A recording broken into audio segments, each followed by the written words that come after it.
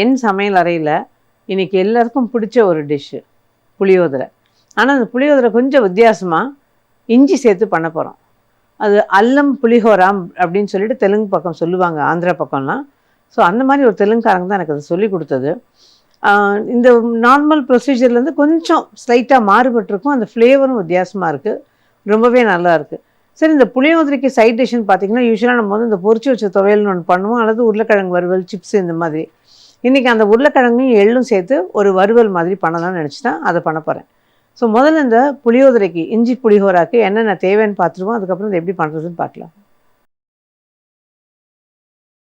இஞ்சி புளியோதரை செய்ய தேவையான பொருட்கள்: அரிசி 1 கப் உதிர் சாதமாக வடித்து கொள்ளவும், புளி எலுமிச்சம்பழம் அளவு ஊற வைத்து கரைத்து கொள்ளவும், தோல் நீக்கி துருவிய இஞ்சி 1½ டேபிள் ஸ்பூன், கடலைப்பருப்பு 1 டேபிள் ஸ்பூன், உளுத்தம்பருப்பு 1 டேபிள் ஸ்பூன், கடுகு 1 டீஸ்பூன், மஞ்சள் தூள் 1/2 டீஸ்பூன், காய்ந்த மிளகாய் 3 சின்னதாக நறுக்கி கொள்ளவும், பொடித்த வெல்லம் சிறிதளவு, பச்சை மிளகாய் 3, பெருங்காயம் 1/2 டீஸ்பூன், கருவேப்பிலை சிறிதளவு, உப்பு ருசிக்கேற்ப, நல்லெண்ணெய் 4 டேபிள் ஸ்பூன்.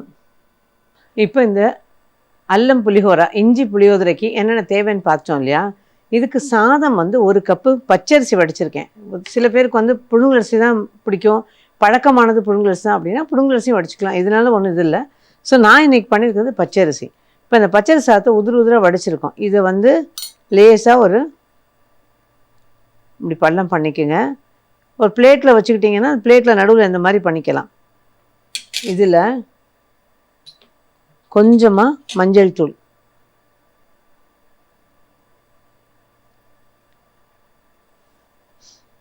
துருவி வதக்கிய இஞ்சி, அந்த துருவலையும் இதில் சேர்த்துடலாம், கொஞ்சத்தை சேர்த்துடலாம்.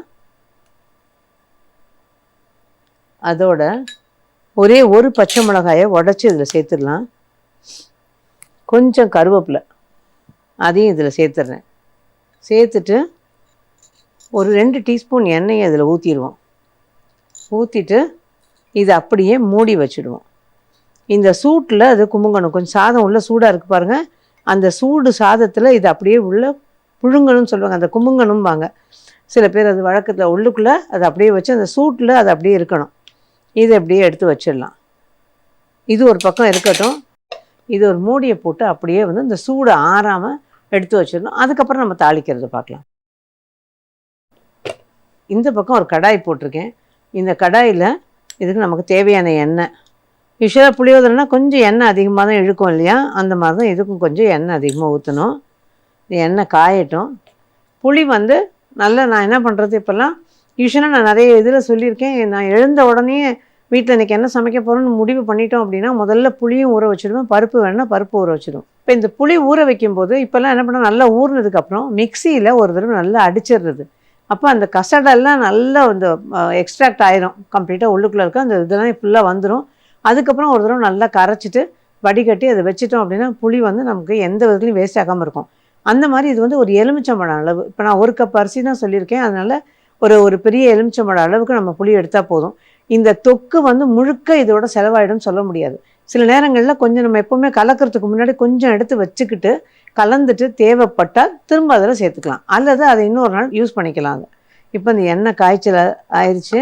இப்போ இதில் வந்து கடுகு,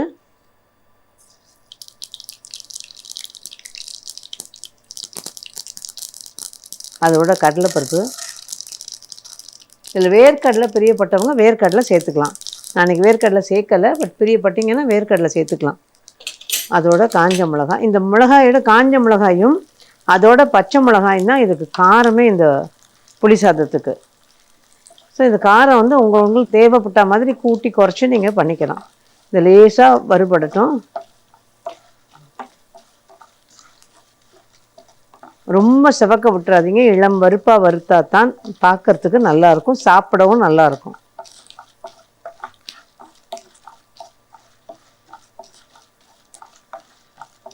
கரெக்டாக இருக்கும். இப்போ ஒரு மாதிரி லேசாக நிறம் மாற ஆரம்பிச்சிருக்கு. இந்த நேரத்தில் நம்ம பச்சை மிளகாயை உடச்சி போட்டுடுங்க. அதோட துருவி வதக்கி வச்சுருக்க இஞ்சியும் அதில் கொஞ்சம் சேர்த்துக்கலாம்.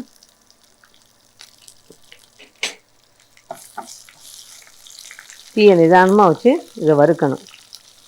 கொஞ்சம் கருவேப்பிலை,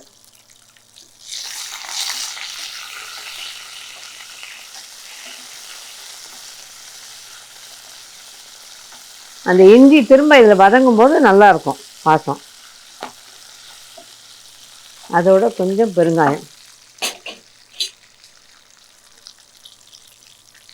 அவ்வளோதான். இப்போ கரைச்சி வடிகட்டி வச்சுருக்க இந்த புளி தண்ணியை அதில் ஊற்றிடுவோம்.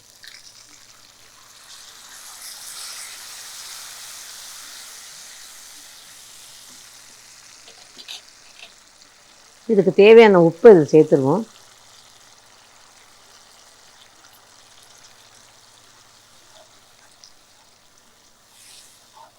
கொஞ்சமாக மஞ்சள் தூள், நம்ம ஏற்கனவே அதில் மஞ்சள் தூள் போட்டிருக்கோம், அதனால் கொஞ்சமாக இதில் போட்டுக்கலாம், போதும். அவ்வளோதான். இப்போ இதை வந்து புளி வந்து கொஞ்சம் வற்றி வரணும். அந்த வற்றி வரும்போது அதுக்கு முன்னாடி நம்ம கொஞ்சமாக வெல்லம் வச்சுருக்கோம் இல்லையா, அந்த வெல்லத்தை வந்து இதில் சேர்த்துடலாம். ஸோ பைண்ட் ஆகி குறையும் அப்படியே. இந்த வெல்லம் பிடிக்கலை, எங்களுக்கு நல்ல காரசாரமாக தான் பிடிக்கும்னு நினைக்கிறவங்க வெல்லம் சேர்க்க வேண்டாம். இஞ்சி சேர்க்கும்போது வெல்லம் சேர்த்திங்கன்னா நல்லாயிருக்கும். இது கொஞ்சம் நல்லா வற்றி வரட்டும். இப்போ இது நல்லா சேர்ந்த மாதிரி திக்காக வருது பாருங்கள். இது அப்படியே இன்னும் கொஞ்சம் ஒரு 2 நிமிஷம் விட்டுட்டு நல்லா அந்த எண்ணெய் மேலே மிதந்த உடனே நம்ம ஆஃப் பண்ணிட்டா சரியாக இருக்கும். இதில் ஒன்று என்னென்னா, இப்போ இந்த பச்சை மிளகாயும் காஞ்ச மிளகாயும் இதில் நல்லா அந்த புளிப்பு காரத்தை இழுத்துக்கும். அதுவே ஏற்கனவே காரம், அதில் புளிப்பும் உப்பையும் நல்லா இழுத்துக்கும். இந்த பச்சை மிளகாயும் இதையும் வந்து நம்ம எடுத்து வச்சுட்டு தூக்கி போட்டுறாமல் தயிர் சாதத்துக்கு தொட்டுக்கிட்டிங்கன்னா சூப்பராக இருக்கும். உப்பு காரம் புளிப்பாக நல்லாயிருக்கும். அவ்வளோதான். இப்போ ரெடி ஆயாச்சு பாருங்கள். தொக்கு திரண்டு வந்துருச்சு நல்லா. இந்த அளவுக்கு வந்து நீங்கள் எடுத்து வச்சா தான் சாதம் சதன்னு இருக்காது.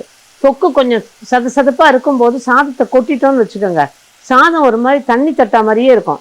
அதனால நம்ம தொக்கு வந்து நல்ல திக்காகி எண்ணெய் கசிஞ்சா மாதிரி வந்தால் சாதம் நல்லா பிறண்டுக்கிட்டு நல்லாயிருக்கும். அதனால் அந்த ஈர சத்து ரொம்ப இல்லாமல் பார்த்துக்கணும். அவ்வளோதான். இப்போ அடுப்பு ஆஃப் பண்ணிடலாம். ஆயிடுச்சு. நம்ம எடுத்து வச்சுருக்க இந்த சாதத்தை அதில் கொட்டி கலந்துடலாம். இந்த சூட்டுக்கு அந்த வடித்த சூட்டோடு இந்த மாதிரி போட்டு விட்டுட்டிங்க அப்படின்னா அந்த பச்சை மிளகாயோட பச்சை வாசனை, மஞ்சள் தூளோட பச்சை வாசனை எல்லாமே அதில் அப்படியே அடங்கிடும். ஆறுன சாதத்தில் போடக்கூடாது. இதில்